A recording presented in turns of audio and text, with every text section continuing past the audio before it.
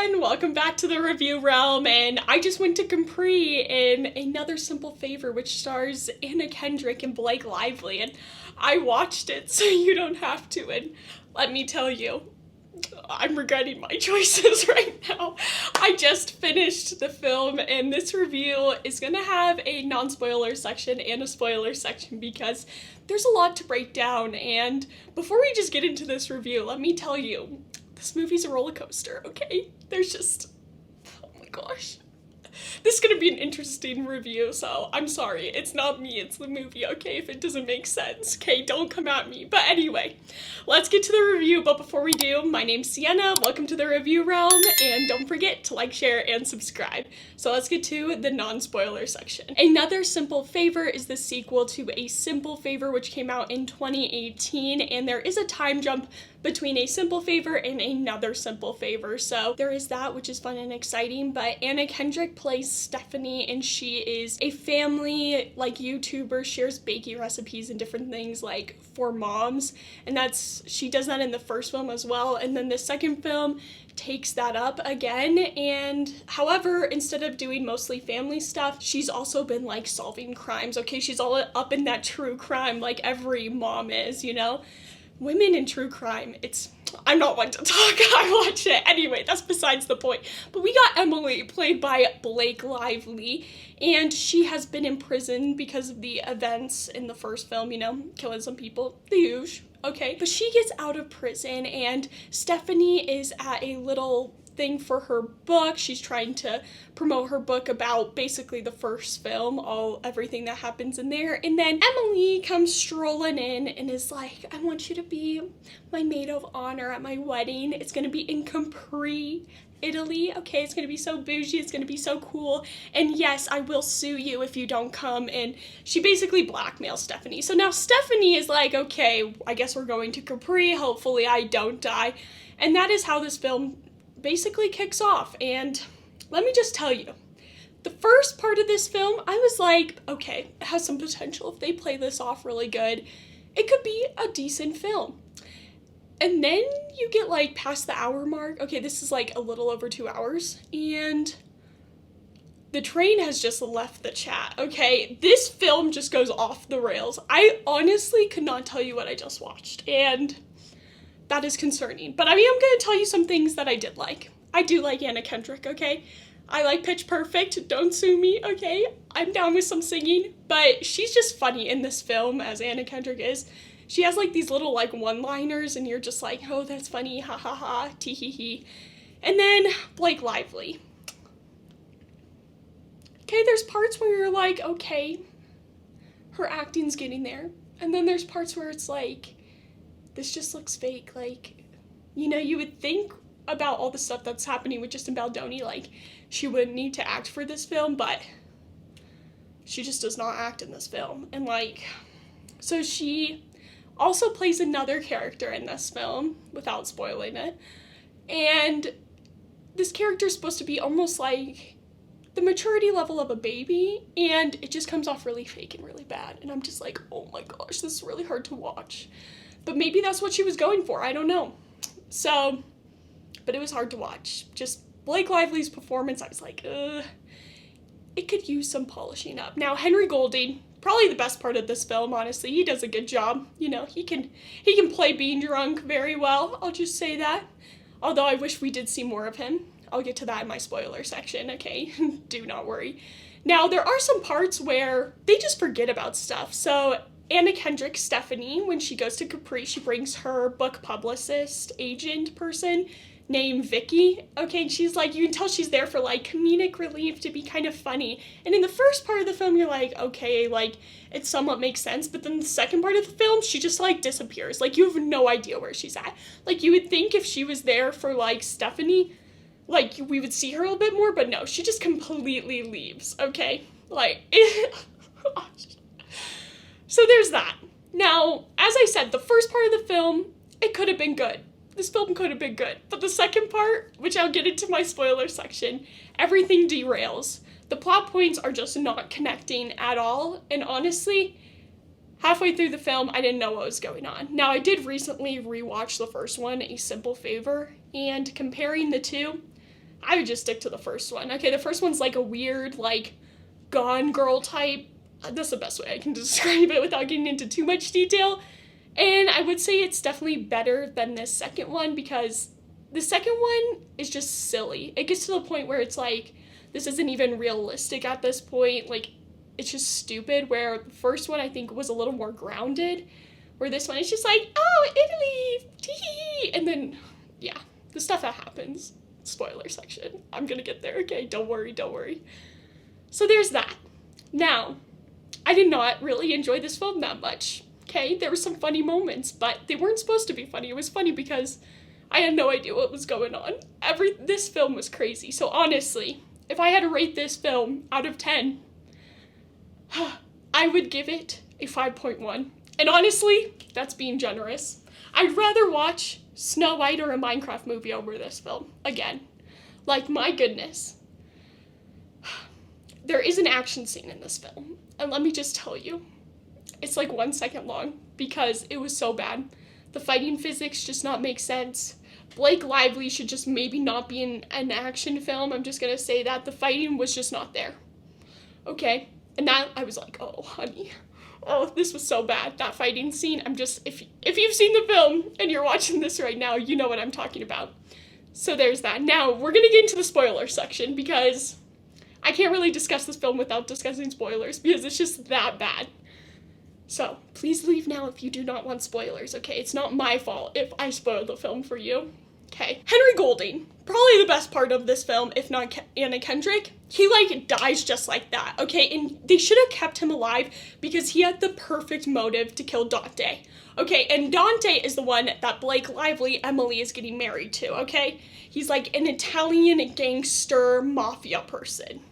Now, there's a rival mafia, another family, okay? And they don't like Dante's family. And there's, like, this beef. It's, like, alluded to that they hate each other. We're gonna get to that. But anyway, Dante's the person that Emily is married. At the wedding, he ends up getting shot by someone. And we don't know who until later. And there's that. And they try and frame it on Anna Kendrick, which, like, does not make sense. If they would have kept Henry Golding's character, I think his name's Sean, alive, he would have been the perfect person to frame it on. Like, I get they need, like, Stephanie to be a part of this plot, but it was just a stupid plot point. But anyway, Henry Golding, he, like, starts bleeding out of his mouth and eyes in the shower. It's like he has, like, Ebola or something, like, bleh, and then just falls through the glass, okay? It was like, okay, interesting way of killing him. So there was that. He dies like that, which was fun and exciting, but before you really see him for like a couple minutes and he's just drunk, which were probably the best parts of the film, and he's basically going off on Emily because they have a child together, and Emily basically blackmailed everyone to come to the wedding. Okay, she blackmailed Stephanie, she blackmailed Henry Golding's character, Sean or whatever, to bring their kid, so like everyone's there to like blackmail. Well, then the wedding, they are at like the rehearsal dinner, and Dante's mom brings Emily's family, her mom, who is cuckoo, and then this aunt character, okay? And the aunt's a little weird, like, oh, hi, it's nice to meet you. I saw you when you were young, blah, blah, blah. And okay, Emily, isn't close to her family, right? She killed her one sister, they were twins, and then she had, like, this other sister that, like, died at childbirth. So there's that. They were triplets, okay, and one is dead, okay, because Emily, Blake Lively's character, killed her. And then we have this other one who is dead. Okay, we're just gonna spoil it. So the aunt, they are at the childbirth of all these triplets, okay, and she told the mom that the one was dead, but she ends up secretly raising her and basically, like, using her for scams and to steal money, but she has the mentality of a child, okay? And Blake Lively's performance of her was honestly, like, awful. I was like, okay, I get you're trying to play a child, but it's, like, weird, okay?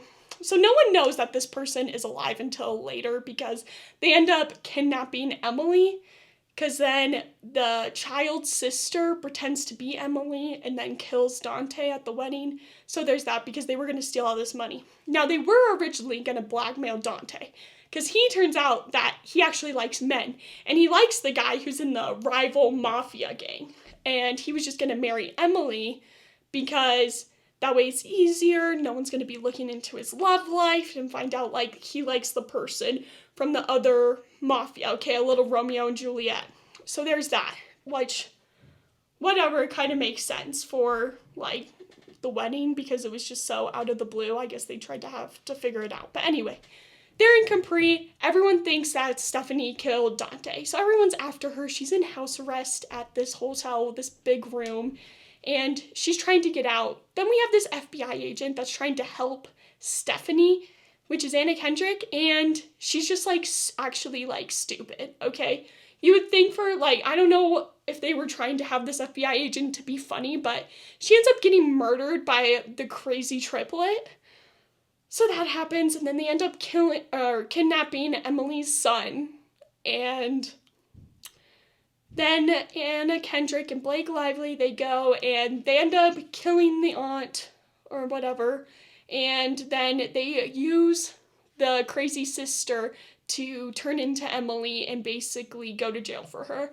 And now she's living her Capri life, and Stephanie is now raising her child, yes, Emily's child, and living back, and wrote a second book, which is highly successful. Now, if that did not make sense, it's probably because it didn't make sense in the film, okay? It might be me, I'll admit that, but honestly, this film was just, like, crazy. Like, this second half, like, stuff was happening, and you're like, what is even going on? I couldn't tell you. This film was just gobbledygook. They just were like, let's just throw in ridiculous things and let's try to be funny. Yes, some of the humor in this film, I was like, honey. Anna Kendrick is trying to sneak out of the hotel room and uses a maid. And literally, she's like, do you have a cart that I can sneak into? And, like, 2 carts, like, Anna Kendrick could not sneak out of. And, like, the gimmick just lasted too long. Okay, it was funny the first time. It wasn't funny the second time. So I was like, oh my gosh. So really the only parts I liked were Anna Kendrick for the most part, just because I like her, and then Henry Golding, but he was in the film literally for like 2 minutes and then he just dies, so there's that. And, like, a lot of people die in this film, but there really was an action, and the twists were, like, weird twists, like, not even good twists, like, oh my gosh, that was so clever. No, they weren't like that. It was just stupid, honestly. Honestly, this whole film was stupid. I'm just gonna keep repeating that, because that is what this film is, okay? It's a good thing that this came out on Prime Video. So the first one was released in theaters, and this one was released on Prime Video, and they should be praying on their knees that this was released on Prime Video, because if this was released in the theaters, no one would go see it, because it literally, the word of mouth is going to be terrible. It's a good film to put onto the background and you just want to see, like, pretty shots of Italy or whatever, then maybe this is the perfect film for you. But if you're paying attention to the plot or anything, it's not going to make sense, like, at all. Zero. I'm just going to let you know. Now, that is my thoughts about this film. Again, did not like it at all. Honestly, the film was so stupid. I just wasted 2 hours of my life. And I just feel like I've lost, like, IQ points because I'm trying to piece this together, or, like, how I would make it better. And it just does not work, honestly. Like, there's just so many...